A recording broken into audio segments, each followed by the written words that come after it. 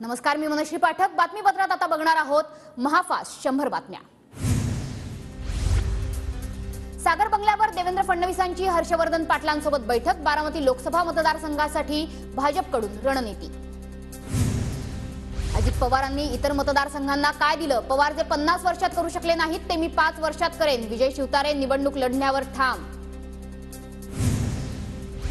माघार घेऊ नका, विजय शिवतारेंना कार्यकर्त्याचा फोन. भोर दौऱ्यादरम्यान संवाद साधत कार्यकर्त्यांकडून शिवतारेंना निवडणूक लढण्याची मागणी.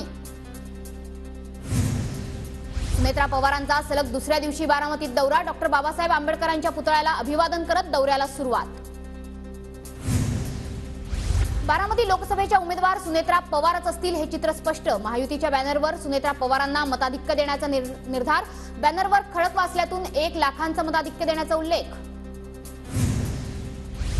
खासदार सुप्रिया सुळे बारामतीच्या दौऱ्यावर. विविध ठिकाणी भेटीगाठी होणार. सुप्रिया सुळे आणि युगेंद्र पवारही बारामतीत मतदारांशी संवाद साधणार. बजरंग सोनवणेंकडून अजितदादा गटाच्या सदस्यत्वाचा राजीनामा. बीडमधून अनेक कार्यकर्त्यांच्या उपस्थितीत बजरंग सोनवणे आज दुपारी 4:30 वाजता शरद पवार गटात प्रवेश करणार. ज्योती मेटे आज शरद पवार गटात प्रवेश करणार. बीड लोकसभेसाठी उमेदवारी मिळण्याची शक्यता. ज्योती मेटेंनी काल पुण्यात पवारांची भेट घेतली.